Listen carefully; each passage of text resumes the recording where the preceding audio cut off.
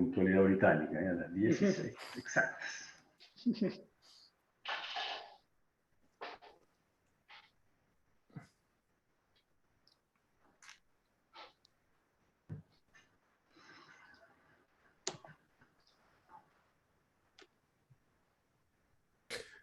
Perdón, Emiliano, nos quedamos luego, ¿verdad?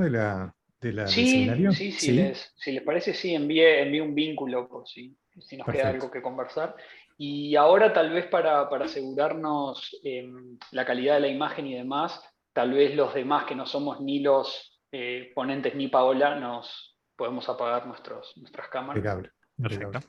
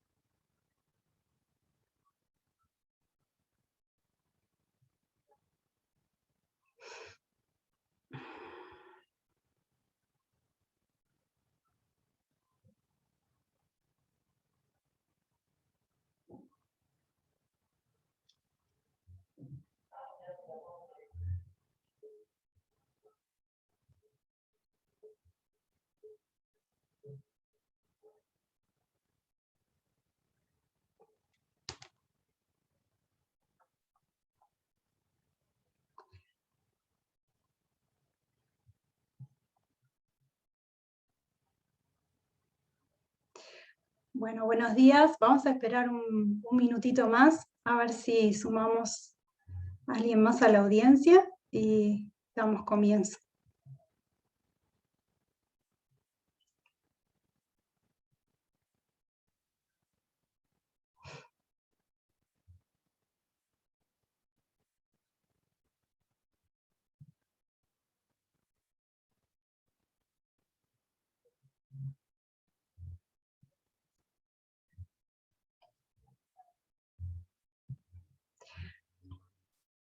Bueno, vamos a arrancar esta sesión. En nombre de la Coordinación de los Seminarios, les queremos dar la bienvenida a esta que es nuestra tercera sesión.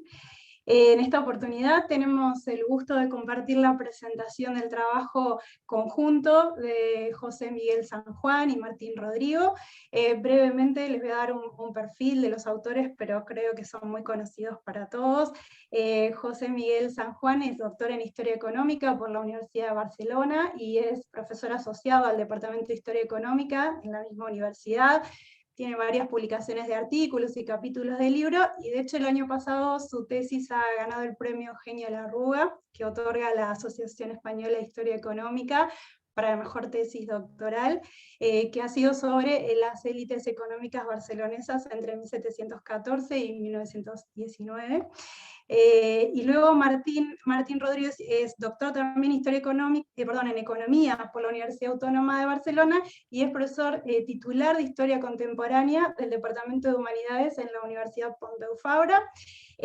También destaca varias publicaciones en libros y artículos en revistas de referencia en la disciplina, y sus líneas de trabajo se han centrado en la historia de la empresa contemporánea en España, la actividad naviera catalana, el sistema imperial español durante el siglo XIX, en el espacio antillano y en el filipino. Y en el caso de lo que hoy nos convoca, ambos, José Miguel y Martín, están trabajando en un proyecto sobre memoria y lugares de memoria de la esclavitud y el comercio de esclavos de la España contemporánea, y bueno, hoy nos van a presentar un trabajo titulado La rentabilidad de la trata de esclavos cubana durante la primera mitad del siglo XIX. ¿Sí? Va a ser una presentación compartida, así que Martín, si quieres podemos compartir pantalla. Como es habitual, la presentación durará unos 40 minutos y luego tenemos 20 minutos para intercambios, consultas, preguntas de todos ustedes. Así que sin más, los dejamos con la presentación. Vale. Muchas gracias, Paola.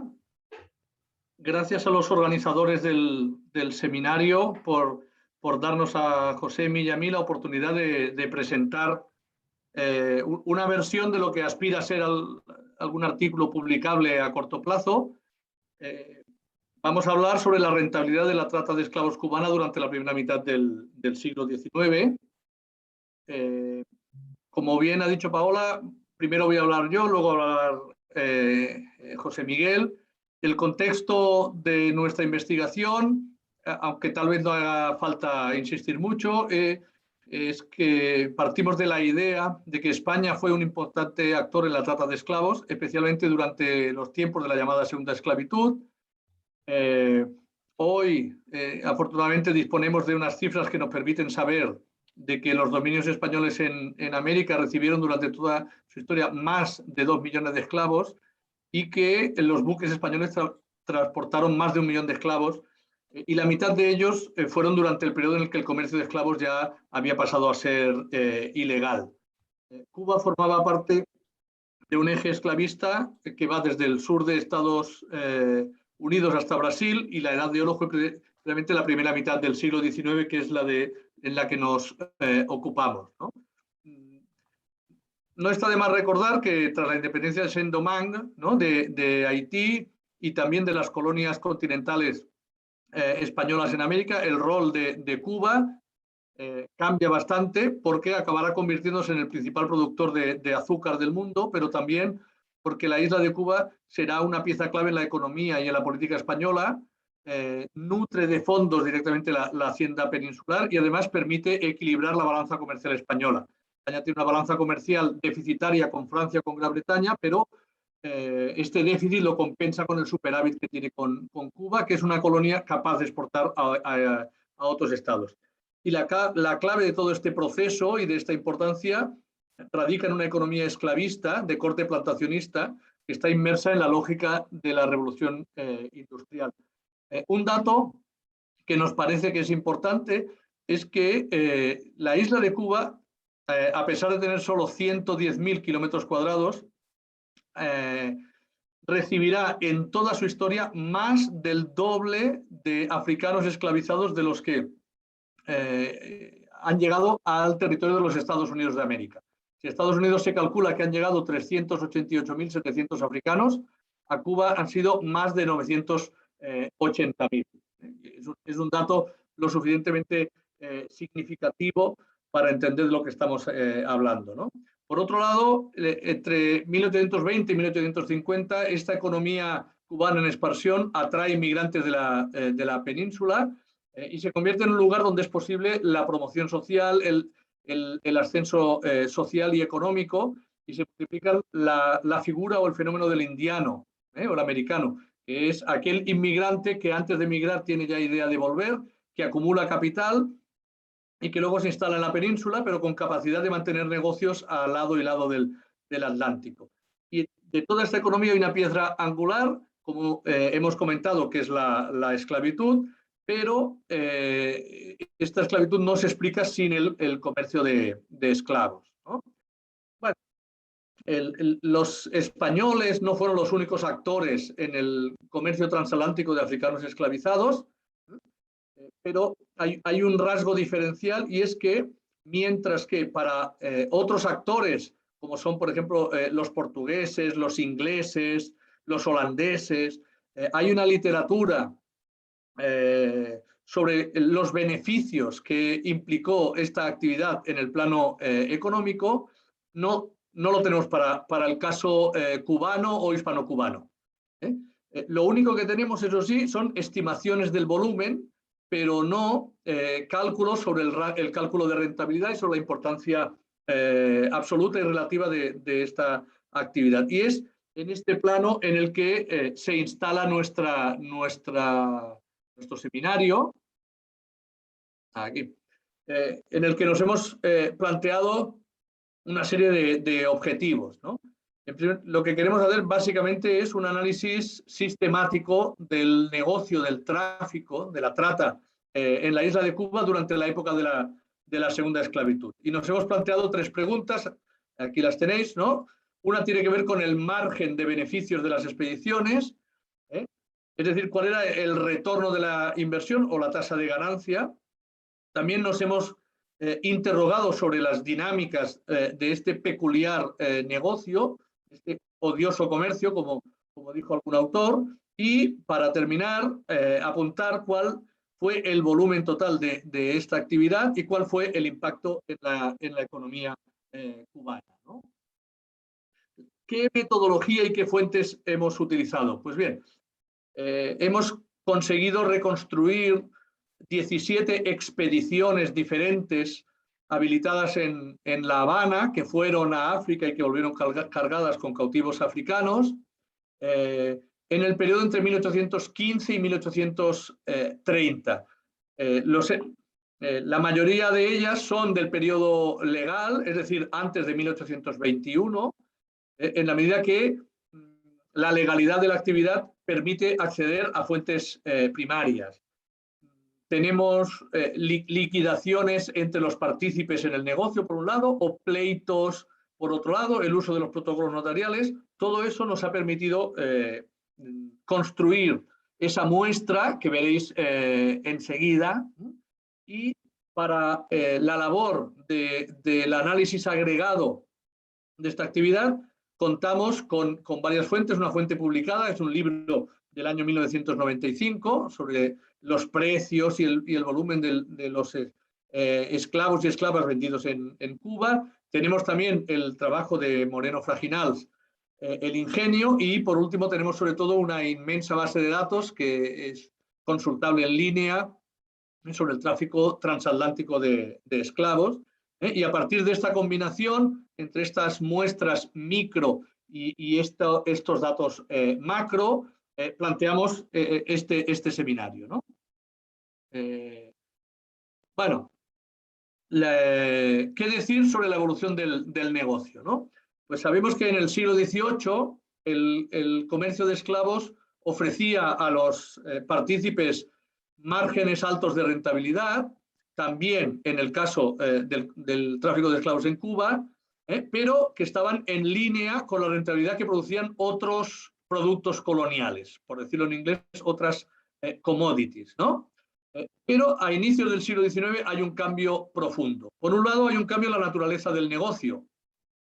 Como acabo de comentar, en 1821, en virtud de un tratado bilateral firmado entre España y Gran Bretaña, el comercio de esclavos pasa a ser ilegal y por lo tanto quienes operan en el negocio tienen que adaptarse. Que pase a ser ilegal y clandestino no quiere decir que sea poco voluminoso. Sabemos que cerca de 600.000 africanos fueron desembarcados en la isla de Cuba en esa fase ilegal, ¿no? ¿Qué más sabemos? Que cambian los actores, ¿no? El Reino Unido en 1807, Estados Unidos en 1808 han prohibido el comercio de esclavos, por lo tanto a partir de esa fecha, y en otra cronología, pero ingleses, holandeses, daneses, la mayor parte de los norteamericanos se retiran y el negocio pasa a estar ocupado por los portugueses, que tienen una larga tradición, y sobre todo a partir de 1810 por los españoles. Y lo que vemos también es que hay un cambio en los márgenes de las expediciones esclavistas. Pasamos de unos márgenes que oscilaban entre un 10 a un 40%, según nos dice la literatura, a entre un 100 y un 200%, que es lo que nosotros hemos encontrado en nuestra muestra. Yo creo que me he ajustado bastante al tiempo que hemos hablado con José Miguel, y a partir de aquí él va a explicar la presentación. José Miguel.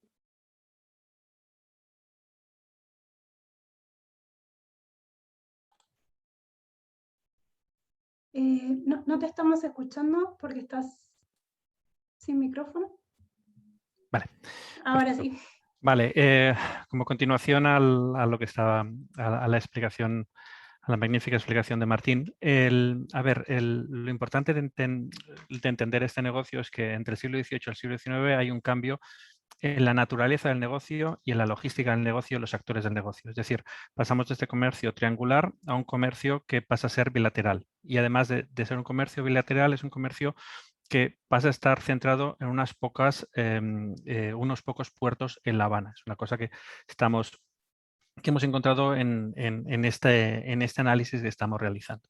Entonces, si pasamos al negocio en sí, a este nuevo negocio que se empieza a desarrollar a partir de que el tráfico es ilegal, nos encontramos que si durante el siglo XVIII nos encontrábamos con este negocio de las commodities que estaba integrado dentro de la lógica colonial, en el cual las expediciones eran más o menos, los márgenes de las expediciones estaban en línea con lo de otros productos, durante el siglo XIX, debido a que este negocio pasa a ser ilegal, los beneficios van a aumentar drásticamente. Nosotros para las 17 expediciones hemos determinado que el beneficio era del 100% en 6 meses, ¿no? Es decir, nos encontramos que la inversión que realizaban los armadores se recuperaba al cabo de 6 meses y recuperaban el 100% de la inversión, ¿vale?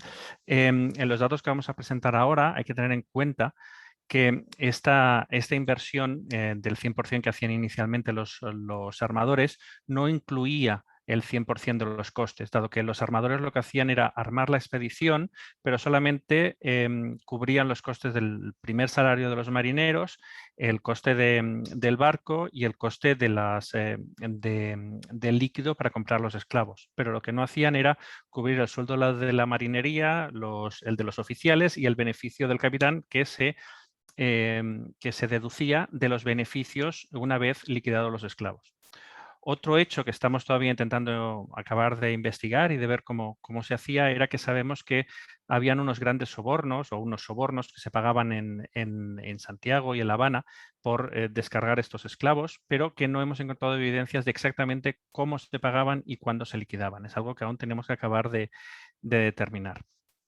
Entonces, en la tabla que presento aquí lo que hacemos es simplemente presentar los medias, el máximo y el mínimo de estas expediciones y vemos que a pesar de que la media era de este 100%, nos encontramos algunas expediciones que están cerca con unos beneficios próximos al 200% y otras expediciones que se acababan saltando con pérdidas. La media de esclavos por expedición era de unos 415 esclavos, con algunos expediciones que llegaban hasta los 600 y otras más pequeñas que eran de unos 200 esclavos. Si vamos directamente a la trata de esclavos, lo que hemos hecho ha sido desagregar la información que nos daban estas fuentes dispersas que hemos conseguido ir localizando y hemos determinado para cada una de las expediciones pues, cuántos esclavos estaban transportando, cuál era el precio que se conseguía en el momento en el cual se subastaban los esclavos, cuáles eran en consecuencia los ingresos que se conseguían, cuáles eran los ingresos que se conseguían por la venta del barco, cuáles eran los gastos directos que se conseguían por el tráfico de esclavos, cuáles eran los beneficios que te daban y cuál era la inversión que tenía que soportar el armador. En función de esto, hemos llegado a analizando estos datos, hemos llegado a algunas conclusiones. La primera de ellas es que encontramos una coherencia de los costes repercutivos y de los precios por esclavo. Es decir, que los precios por esclavo que vemos que aparecen en esta documentación son unos precios que son coherentes con los que luego vamos a ver en La Habana y las que vemos en otras fuentes. Y por otro lado, los costes directos vemos que siguen una lógica. Es decir, vemos que son unos costes que más o menos oscilan entre el 15, 20, 25% y que son coherentes para todas las expediciones que estamos analizando. El segundo dato que también vamos a encontrar es que hay una coherencia en los beneficios por esclavo. Los beneficios por esclavo que vemos que se aparecen en estas cartas y que conseguimos deducir son coherentes entre sí y que tienen obviamente que ver con el precio de venta de los esclavos. Asimismo, el dato estrella de este análisis es que el retorno sobre la inversión inicial era altísimo, este 100% del cual estábamos hablando de promedio, con una gran variabilidad. Y por último, también este análisis que hemos realizado de las inversiones también nos ha permitido ver que existía un riesgo intrínseco a estas expediciones, dado que de estas 17 expediciones van a haber 2 de ellas que se van a saltar con pérdidas debido a diferentes circunstancias. Es decir, que nos encontramos con un negocio en el cual existe una altísima rentabilidad, pero que existe un riesgo. El siguiente paso que hemos hecho en nuestra expedición es el de intentar ver, bueno, este riesgo, que era un riesgo elevado. ¿Es representativa o no estas dos expediciones que vemos que se están saltando con pérdidas? Hay que entender que el gran riesgo que tenía este negocio no eran tanto pues, los piratas o el hecho de que el barco naufragase, sino que su naturaleza ilícita hacía que existía la posibilidad de que las expediciones fuesen capturadas por la Royal Navy. Entonces, nosotros lo que hemos calculado ha sido, por un lado, hemos calculado aquellas expediciones que sufrían algún tipo de incidente durante el transporte y piratas, que el barco se hundiese, que hubiese una tormenta, etcétera, y hemos visto que más o menos existía un grado de siniestralidad relativamente similar al que al que tenemos registrado para el siglo XVIII para el comercio inglés, que lo sabemos gracias a los análisis de los seguros. Una vez desagregado este riesgo, que es relativamente similar al de los periodos anteriores, lo que observamos es que en las expediciones que tenían tráficos de esclavos, para aquellas de las que sabemos cómo acabaron, sabemos que aproximadamente un 15% de las expediciones, a través de la base de datos, sabemos que un 15% de esas expediciones acaban siendo capturadas. Pero si a su vez de estas expediciones que eran capturadas desagregamos las que iban hacia Cuba, acabamos viendo que solamente entre 2 o 3 expediciones al año como promedio, es decir, aproximadamente un 7% de las expediciones eran capturadas por las autoridades inglesas. Por lo tanto, aquí podemos determinar exactamente cuál era el riesgo al cual se enfrentaban estos armadores. Era un riesgo lo suficientemente alto para que los propios armadores y los propios traficantes de esclavos asumiesen este riesgo y ideasen diferentes formas de intentar soportarlo y superarlo. Es decir, en las expediciones observamos que hay diferentes inversores, observamos que, como hemos dicho, adelantan solamente una parte del capital necesario para la inversión y, sobre todo, lo que observamos es que los inversores pertenecían, la mayor parte de ellos, a una serie de círculos de confianza. Es decir, aquí aquí hemos conseguido una pequeña explicación de cómo funcionaba este negocio. Es una explicación de mediados del siglo XIX que proviene de las memorias de Antonio Barras y Prado, que era un conocido traficante, y lo que decía era que el negocio es bastante incitante para traer incautos, como que pueden producir 12 a 15 por 1, pero tiene en contra los cruceros ingleses y americanos en la costa de África, los españoles en las islas y la vigilancia de Mr. Crawford, cónsul inglés de La Habana. Es decir, que era un negocio en el cual había toda una serie de riesgos en el tráfico. El armador notifica a los inversores el coste de la expedición, presentando o no presentando cuentas, pues como negocio prohibido no se dan recibos ni documentos en ninguna clase. Todo se hace bajo palabra y se han dado casos de quedarse el armador con el dinero y no realizar la expedición. De hecho, el texto sigue y de hecho explica una anécdota de un médico catalán que es engañado y que como venganza acaba tirando una botella de ácido contra el estafador. Es decir, está describiendo en el fondo un negocio altamente ilegal y un negocio que se da en unas circunstancias y en unos círculos muy estrechos. Bien, pero como buen negocio ilegal, era un negocio que es muy provechoso, un negocio muy rentable y que además sabemos que una vez estas expediciones, de las cuales ya a partir de 1930 ya no tenemos noticias de otras expediciones o ya no podemos desagregar los costes de otras expediciones, pero a través de diferentes datos que hemos ido recopilando, sabemos que en este negocio aumentó la rentabilidad, ¿no? Por ejemplo, en el Diario de Barcelona en el año 45 apuntaban que los beneficios eran del 200%. El mismo diario se recoge una noticia del Morning Post donde decía que un esclavo podía ser comprado en África por $8 y vendido en La Habana por 800. John Crawford habla de unos beneficios del 779 y de hecho hay un artículo de Freginals, Clens y Ergenbarn del año 83 que para finales de los años 50 comenta que el rango de precios es altísimo y que está 2 o 3 veces por encima de lo que observamos para el periodo entre 1815 y 1845. Bien. Hasta aquí la parte microeconómica, es decir, el análisis que hacemos de las expediciones, el análisis que hacemos de esta dinámica del negocio. Pero ¿de dónde venía este negocio? ¿Cuál era la dinámica económica que había detrás y que arrastraba este negocio ilegal? Bueno, lo primero que entender es que, como ya ha dicho Martín, aquí no me voy a extender mucho, es que Cuba era algo raro, era un rara avis dentro de las economías coloniales de la época. ¿Por qué?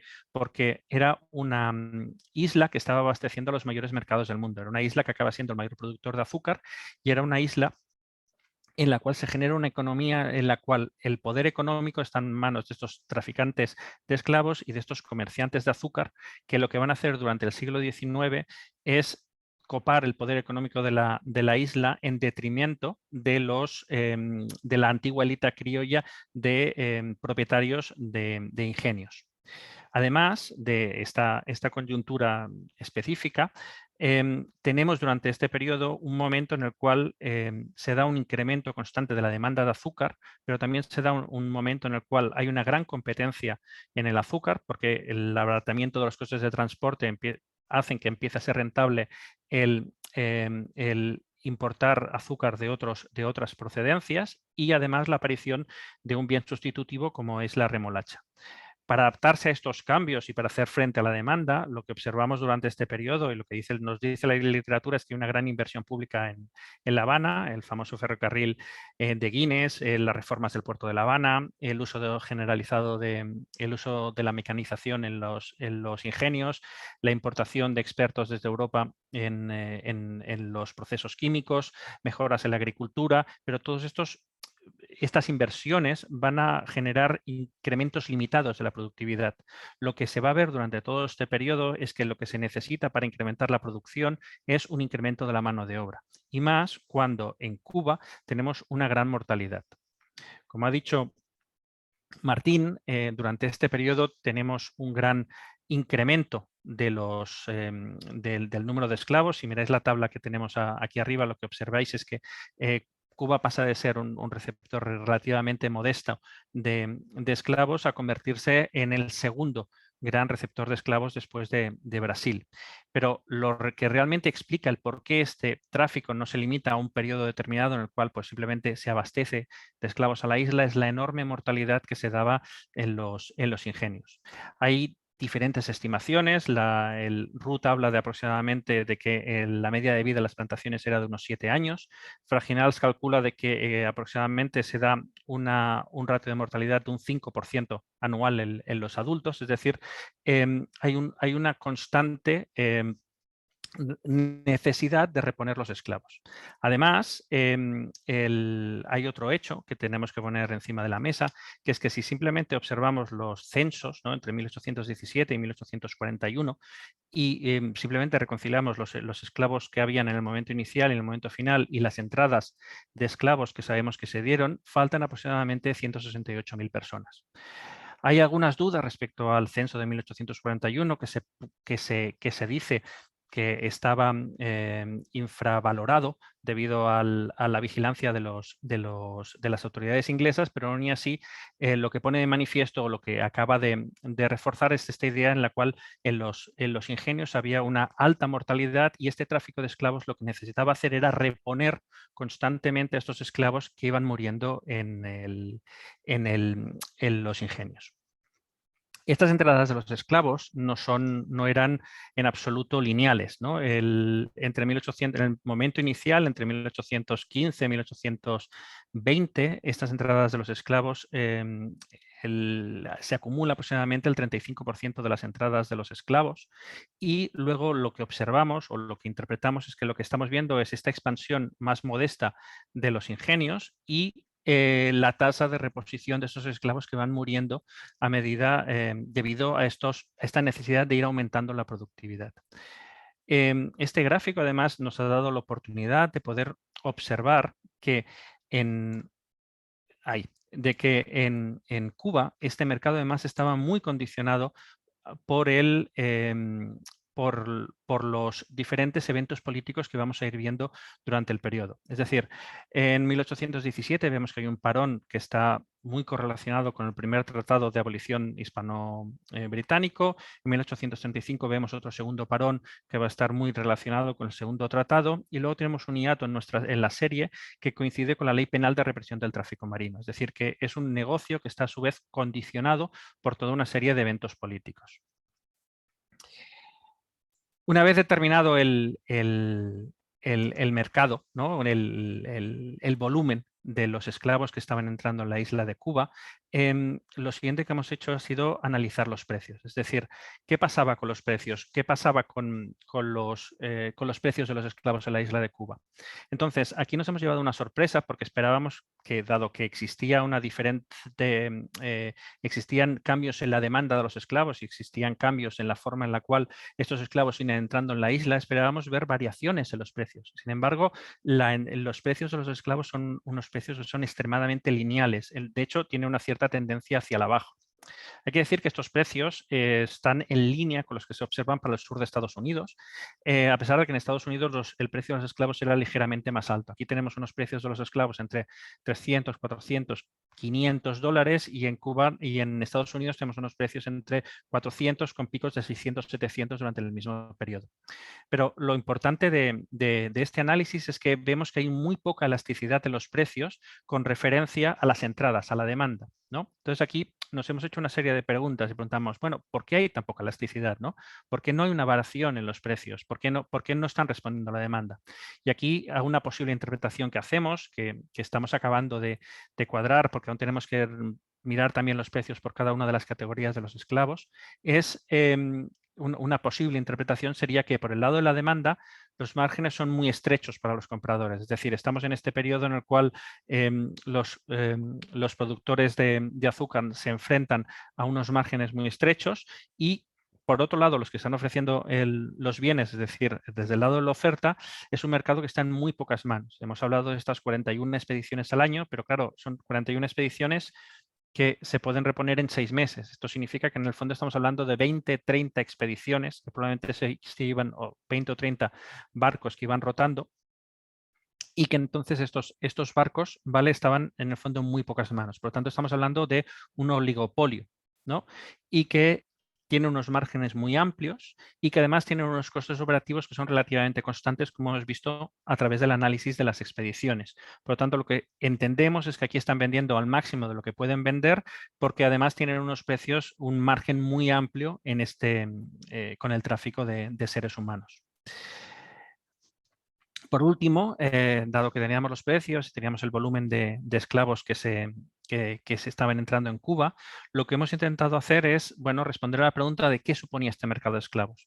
Al iniciar este análisis yo esperaba que fuese un mercado más bien secundario, un mercado relativamente pequeño, pero nos hemos encontrado que realmente era un mercado muy importante. De hecho, en el momento en el cual vemos este pico de esclavos entre 1815 y 1820, probablemente era el mayor mercado de Cuba. No puedo pensar en otro mercado más importante de Cuba en esos momentos.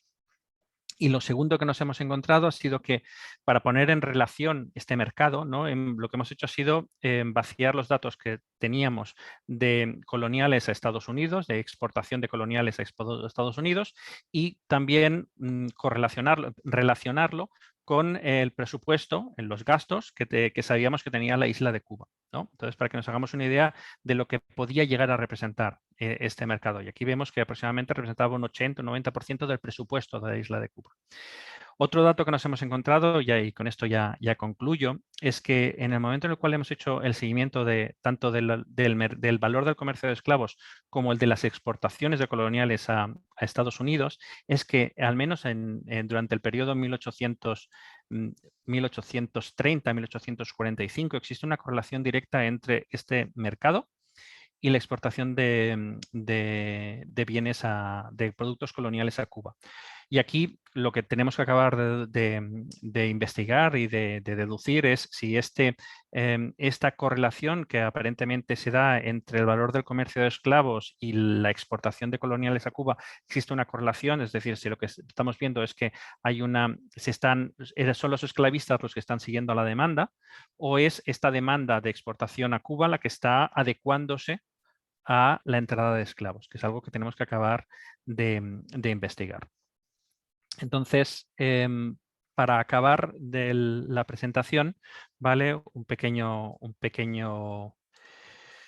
unas pequeñas conclusiones. Nosotros creemos que el método que hemos planteado, ¿no?, esta doble aproximación micro y macro de la cual ha hablado Martín, pues es el método apropiado, es el método que se tiene que seguir, dado que son dos tipos de análisis que están muy relacionados.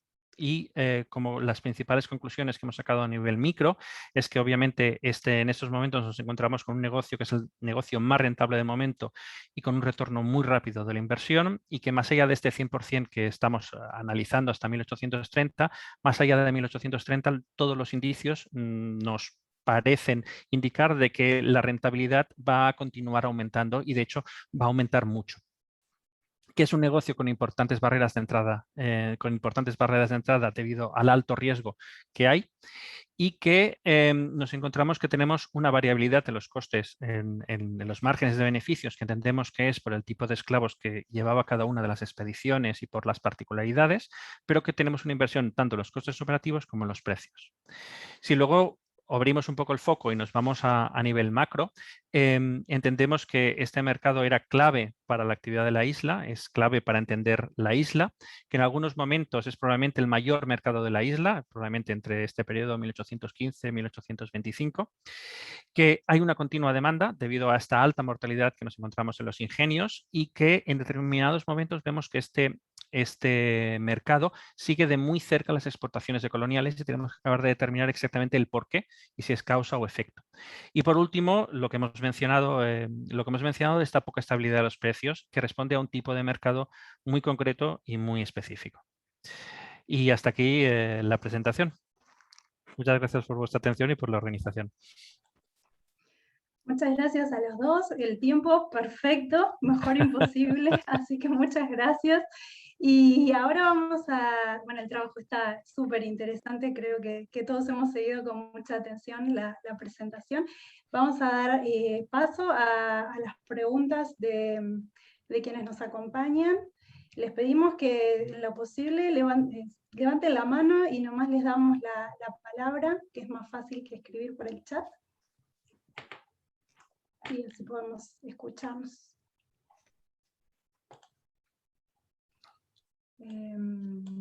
Estefano. Creo que se puede.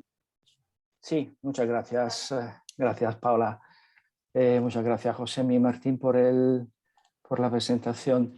Más que una pregunta, es un comentario. Yo creo que si adoptamos una perspectiva financiera en la medición del riesgo, la magnitud del riesgo es mucho más grande de lo que vosotros podéis, digamos, atribuir directamente a la tasa de fracaso, ¿no? De captura del barco, porque por un lado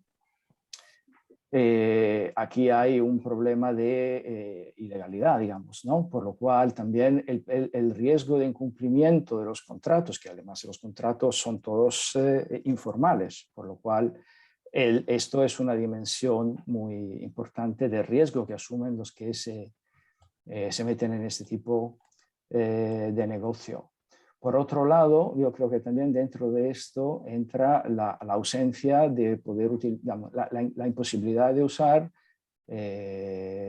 crédito, ¿no? Porque claramente todo el mercado de esclavos que se desarrolla, por ejemplo, en Inglaterra, a través de letras de cambio, ¿no? Esas cosas que estudian Pearson y Robinson de los bills in the bottom, ¿no?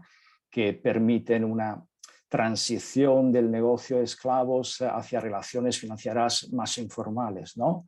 Esto desaparece por completo una vez que el negocio se hace ilegal. Y entonces yo creo que estas dimensiones deberían de entrar en vuestra valoración del nivel de riesgo que conlleva este tipo de negocio. Por otro lado, yo creo que una variable, una medida más directa del riesgo es exactamente lo que vosotros tenéis ahí, la volatilidad de los beneficios. Este es un indicador muy concreto del riesgo, ¿no? Entonces, en términos financieros, la volatilidad de los retornos es efectivamente lo que consideramos como el principal indicador de riesgo.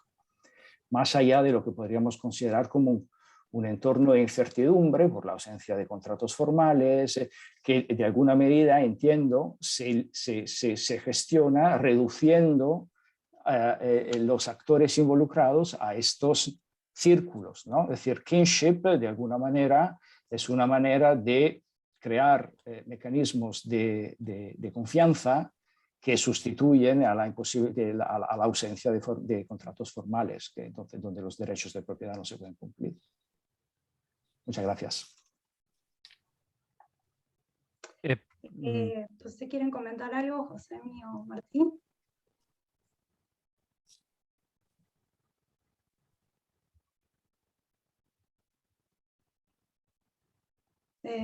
¿No? ¿Puedo? ¿Sí? ¿Sí? Sí, Solo adelante, una cosa. adelante. Bueno, agradecer a Estefano estos comentarios. Yo por lo menos tomo nota y yo creo que es de lo que se trata, de que nos ayuden a pensar. Simplemente apuntar una cuestión de la que sabemos lamentablemente muy poco, pero es que las expediciones se aseguraban, incluso cuando el tráfico era ilegal. Sabemos que como mínimo hasta la altura de 1840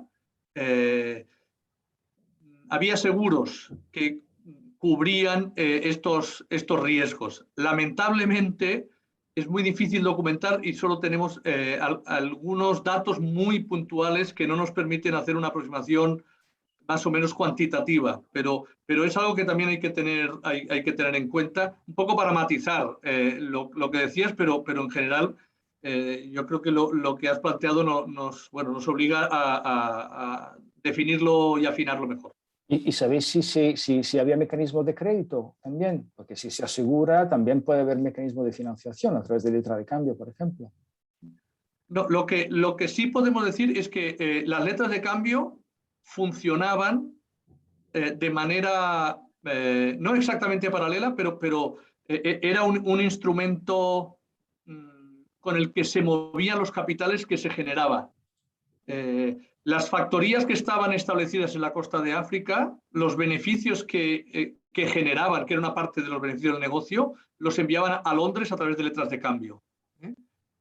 Hay que tener en cuenta que, por ejemplo, las factorías que proveían de cautivos a los buques esclavistas eran factorías que se movían en un doble plano de legalidad e ilegalidad, porque por un lado importaban mercancías fundamentalmente europeas, norteamericanas, para el mercado africano, pero por otro lado vendían cautivos. Y eso hace que las letras de cambio se utilizasen, no necesariamente como instrumento de crédito, pero en general la economía cubana, y no solo el comercio de esclavos, era una economía basada en la eso José Miguel lo ha explicado, lo que pasa es que no había dado mucho tiempo, ¿no? Digamos, en la autofinanciación. Y cuando no había financiación eran los comerciantes, los grandes comerciantes, que muchas veces eran los comerciantes de la trata, los que ofrecían esas altas tasas de interés. El tipo de interés en la Cuba del 19 era entre el 12 y el 18% al año. Entonces, no había instituciones bancarias que facilitasen el crédito, sino que eran los comerciantes los que gracias a estas ganancias tan elevadas se autofinanciaban o proveían de financiamiento a los hacendados. No sé si me he explicado bien. Así es muy interesante, gracias. Una cosa, hay que tener en cuenta que por las biografías que hemos conseguido tener de algunos de los traficantes de esclavos, de los armadores de estos buques, eran personas que se movían que combinaban estos negocios ilegales con otros negocios legales. Por lo tanto, y existía una tolerancia absoluta por parte de las autoridades, por lo tanto tenían acceso a determinados mecanismos de crédito dentro de la península para poder financiar estas expediciones. Entonces, no era un negocio ilegal al 100%, sino que era algo más mixto. Bien. Tenemos anotado a Maximiliano, que ha hecho una pregunta por el chat, y luego Esteban. Así que vamos en ese orden. ¿Vale, Emiliano? Gracias. Muy interesante la presentación y el trabajo. Tenía una pregunta sobre esta cuestión entre la relación de la importación de esclavos y lo que llaman la exportación de coloniales, que no estoy seguro, eso significa productos agrícolas, digamos, commodities agrícolas que se exportan de Cuba a Estados Unidos. ¿Es eso es lo que es exportación de coloniales? Sí. Sí, básicamente lo que tenemos son datos que recopila Fraginals.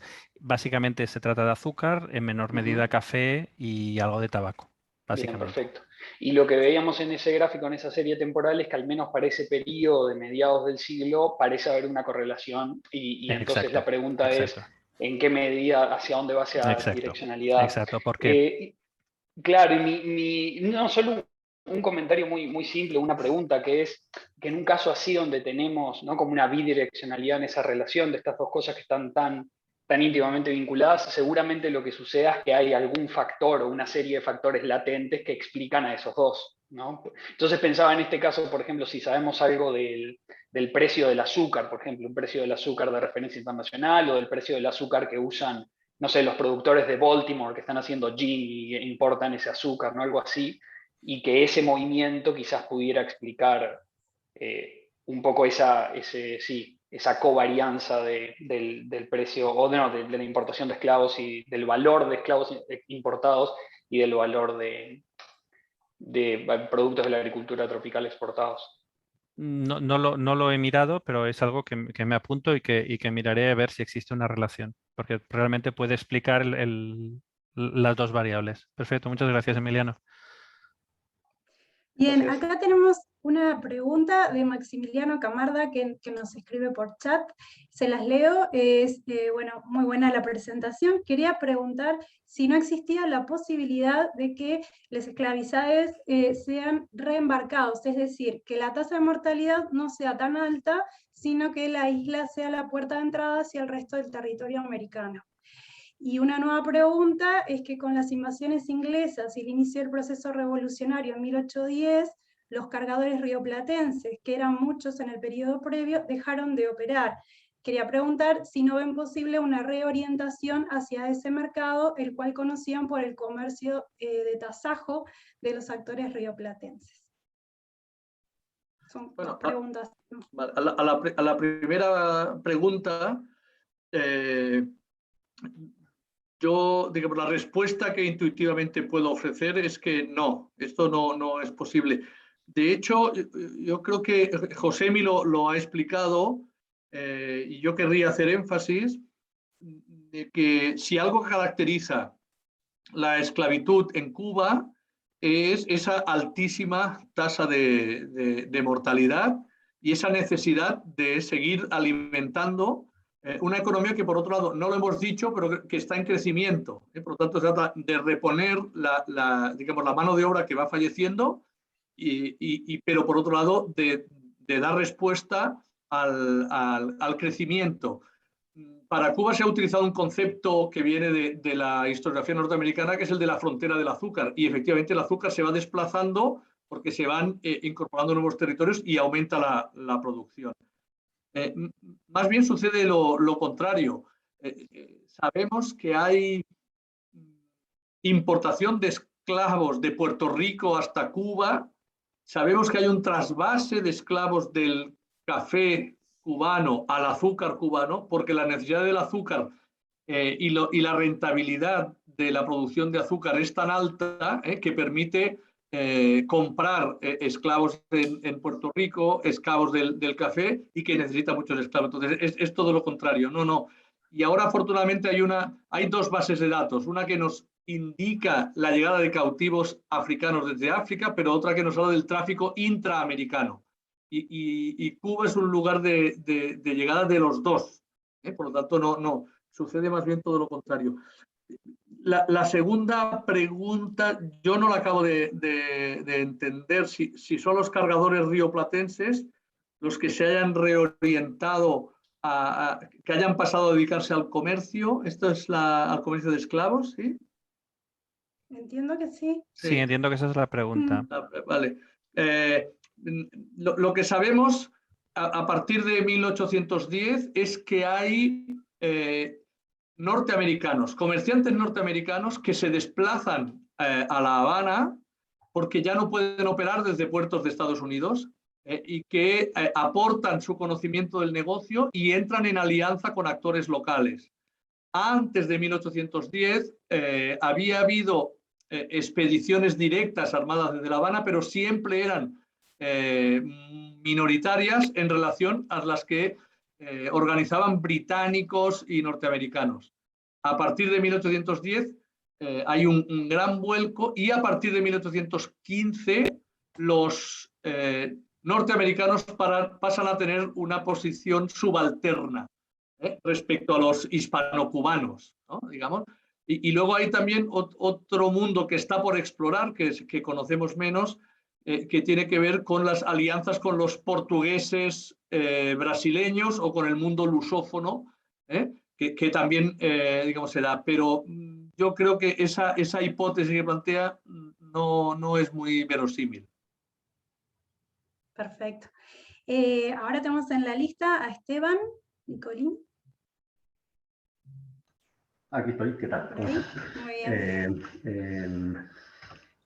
Muchísimas gracias, la verdad que me resultó apasionante en muchos momentos. Tengo una sugerencia, digamos, y dos preguntas. La sugerencia, para los que no sabemos nada del tema, la idea de qué es lo legal y qué es lo ilegal me resultó como muy difícil ir deduciéndolo durante la presentación. Quizás sería bueno, como digo, para los que no sabemos nada, que de entrada nos comenten, esto era legal, esto era ilegal, por qué la Royal Navy empezaba a meterse en el medio, este tipo de cosas, eso capaz que nos ayudaría como a contextualizar, ¿no? Se lo permitió deducir durante la presentación, pero fue ahí un trabajo medio detectivesco a medida que ustedes iban hablando para terminar de aclarar los conceptos. Y después dos preguntas, intentando entender algunas cosas. Da la sensación de que los esclavos son muy caros, que al mismo tiempo hay una mortalidad muy alta, en términos porcentuales. ¿Cómo se juntan estas dos cosas, ¿no? Yo tenía en la cabeza estas ideas de Fogel de que los esclavos, como bien de capital, tenían, digamos, se los cuidaba, digamos, en el sentido de que era un activo el que valía la pena mantenerlo en condiciones. Entonces, esto era porque era inevitable dada la tecnología, el clima, o era alguna cuestión específica más económica. Parcialmente relacionado con esto, lo otro, ustedes se concentran, obviamente, porque lo primero en el flujo, en el movimiento de entrada de esclavos, ¿no? Estos se preguntan si tiene que ver con la reposición de la mortalidad, asociada a la mortalidad. Pero, o me lo perdí, o en ningún momento tenemos el stock de esclavos, con lo cual un 7% de mortalidad no nos dice si era el número que coincide con la entrada de nuevos esclavos o no, es decir, la cantidad de muertos o esclavos muertos es la misma que la cantidad de esclavos que entran o menor. Entonces, el tener el stock de esclavos, más o menos, una estimación de cuánto era la gente que había esclavizada más o menos en cada periodo, creo que podría ayudar, si es que ese dato existe. Y relacionado con esto, la última, ustedes creo que también plantean esta especie de incógnita entre mucha variabilidad en la entrada y poco variabilidad en los precios. Pero claro, el flujo podría ser una porción muy pequeñita del stock. Entonces quizá entran muchos, pero en realidad eso es un cambio del 1% de la cantidad de esclavos totales, con lo cual el precio no tendría por qué cambiar mucho, porque la cantidad de esclavos en Cuba no cambia tanto, ¿sí? Entonces, si no sabemos el stock, cuántos esclavos hay, la cantidad que entran es como un dato parcial para entender por qué los precios son tan estables como creo que ustedes sugieren. Quizás son estables porque esta cantidad de esclavos que entran no son muchas, comparado con los que había. Y entonces, en realidad, lo que importa es el stock. Para definir el precio importa el stock más que el flujo, ¿sí? Estas eran mis incógnitas o preguntas.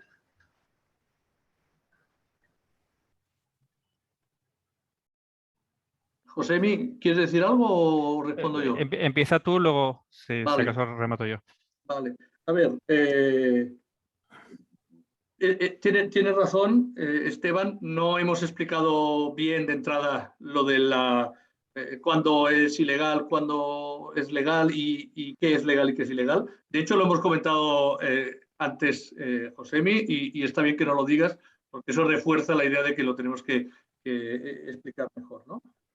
Sobre la cuestión de que efectivamente, creo que nos hemos explicado bien, los esclavos eran caros y la mortalidad era alta. ¿Cómo explicarlo? Bueno, si nosotros nos fijamos en el comercio de esclavos, nos estamos fijando en la oferta. Pero aquí deberíamos mirar qué es lo que está sucediendo en la demanda, que no lo hacemos porque no es nuestro objetivo.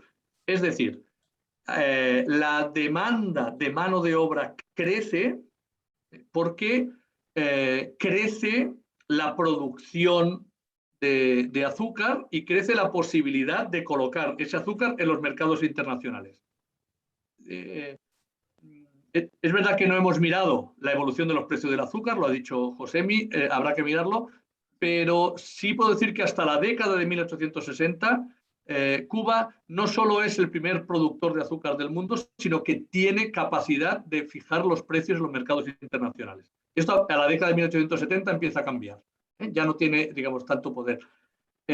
Yo le comentaba a Josemi de manera casi anecdótica que recuerdo haber visto un balance de una casa de comercio donde el gerente explica a los socios capitalistas que lamentablemente tiene que darle una mala noticia porque los beneficios del año anterior han sido solo del 28%. Y eso a alguien que ha trabajado también sobre Cataluña, te llama la atención de que un 28% era visto como una tasa de ganancia muy baja. Y sin embargo, el azúcar permitía este tipo de rentabilidades, por lo tanto, permitía pagar precios altos por los esclavos y permitía seguir pagando más por los esclavos porque finalmente los demandantes de mano de obra, que eran los productores de azúcar, obtenían unas altísimas ganancias. Por eso también pagaban hasta un 12, un 18% el precio del dinero, porque el volumen global de las ganancias lo permitía, pero luego se iba repartiendo entre diferentes actores. Y luego otra cuestión que hay que tener en cuenta es que nosotros bueno, sobre lo del stock de esclavos, algunos datos sí que hemos puesto. Los datos de 1817 y de 1841. Y ha habido, en la parte que ha explicado Josemi, ha habido una explicación. Simplemente quería apuntar un elemento que no hemos visto y que no vamos a tratar, pero a partir de 1844 la necesidad de mano de obra es tan alta que empiezan a llegar trabajadores chinos, coolies chinos, presuntamente libres a trabajar también en los campos cubanos. Y ahora doy la cifra de memoria, pero creo que fueron 160.000 trabajadores. En el momento en que el Tratado de Nankín, después de la Guerra del Opio, permite abrir los puertos chinos, entran rápidamente y muchos de los actores que operan en el Atlántico pasan a operar en China y a enviar también decenas de miles de coolies chinos que trabajan en unas condiciones similares e incluso peores a las de los africanos. Que cuando refinemos mejor, eso también lo tendremos que tener en cuenta. Sí, es muy interesante lo que dices porque eso coincide cronológicamente con la masiva llegada de chinos, de migrantes chinos a las minas de oro de California, ¿no? Durante el Gold Rush de 1848, por lo cual se conectan varios fenómenos, ¿no? en ese momento.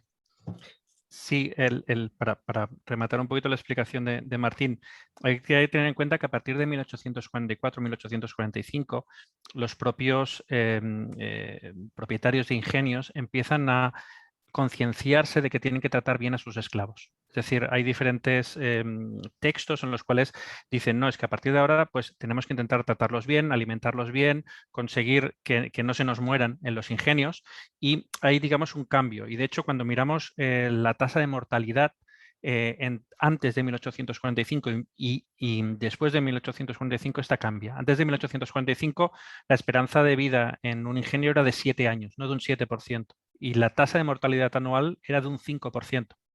Y respecto a los stocks, cuando miramos en 1817, realmente el número de esclavos que había era relativamente pequeño. Durante esta época prácticamente se duplica el número de esclavos que tenemos en la isla, pero realmente casi mueren tantos como los que llegan durante este periodo. Es realmente un genocidio lo que se da durante este periodo. Pero yo creo que la clave es en lo que ha dicho Martín. Las tasas de ganancia eran tan altas y la necesidad de producir y de expandir esta frontera era tan alta que había una presión para conseguir esclavos, reponerlos, hacerlos trabajar al máximo y luego, bueno, como sabías que existía la posibilidad, volverlos a reponer.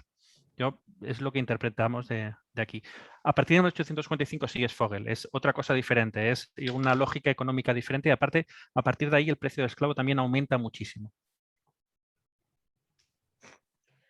Muy bien, nos quedan unos pocos minutos para cerrar. Tenemos en el chat una pregunta de Diego Aulestia, que en realidad creo que más o menos ya la han contestado, porque tiene que ver con las tasas de rentabilidad de la explotación azucarera y su vínculo con la rentabilidad del comercio esclavo. Y bueno, si tenían cifras sobre esta rentabilidad de la explotación azucarera, bueno, creo que más o menos es lo que estuvimos conversando ahora, pero no sé Sí, si... no, simplemente apuntar una cosa.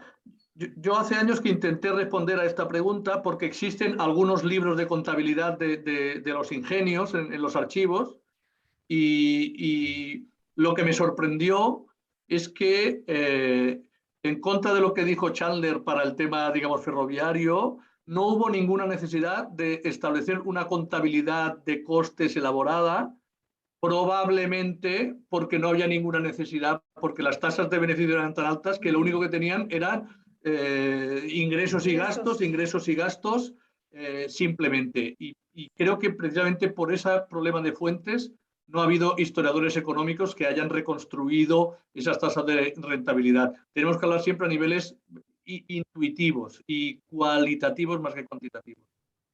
Super. Bueno, y tenemos la última pregunta de Jordi Planas, que creo que ya puede habilitar su micrófono. ¿Sí? ¿Se me escucha? Sí. Pues bueno, yo quería felicitar a José y a Martín por la presentación, me pareció muy interesante. Y solo una curiosidad, si he visto bien, habéis enseñado un gráfico de precios de esclavos que discriminaba entre hombres, mujeres, niños. Y me ha parecido ver que en algún momento las mujeres tenían un precio más alto. Y me ha sorprendido. Y eso me lleva a también preguntaros, otra curiosidad,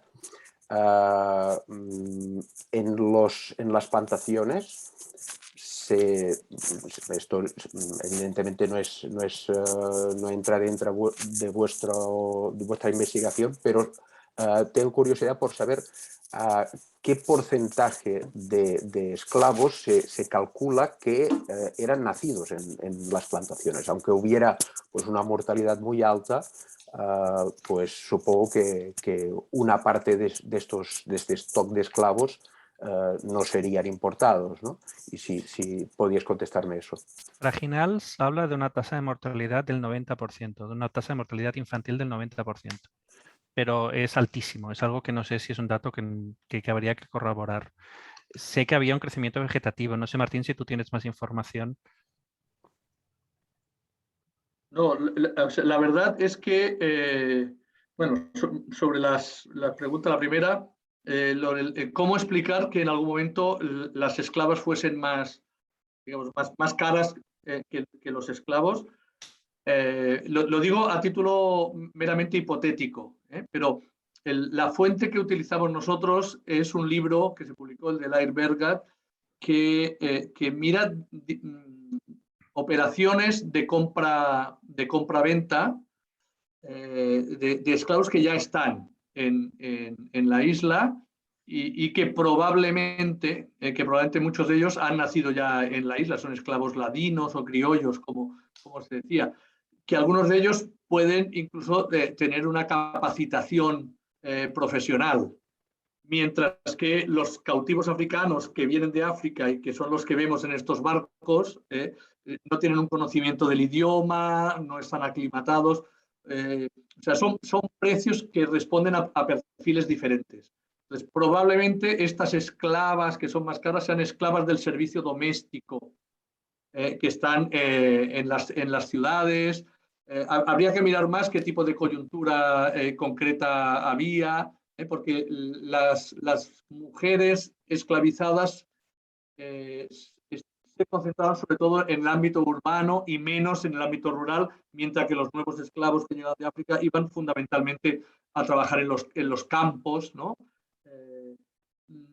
Yo hasta donde sé no hay porcentajes de cuántos, bueno, pero sí, bueno, no hay, sí hay, se puede mirar cuántos esclavos eran africanos cuántos esclavos eran ladinos, se puede hacer también ese ejercicio. O sea, las fuentes existen. Y si pensamos que puede ser interesante para algo, no cuesta nada ir a mirar los censos. No sé si he respondido, Jordi. Sí. Sí, gracias. Vale. Tenía anotado a Marc, pero no sé si... ¿Marc? Sí, bueno, como estamos fuera de tiempo, he bajado la mano y ya les puedo Me preguntar. quedan 2 minutos. Ah, bueno, vale, como quieras. Sí. No, básicamente la pregunta era sobre si hay algún tipo de dato comparable con otras partes, ¿no? Para no sé.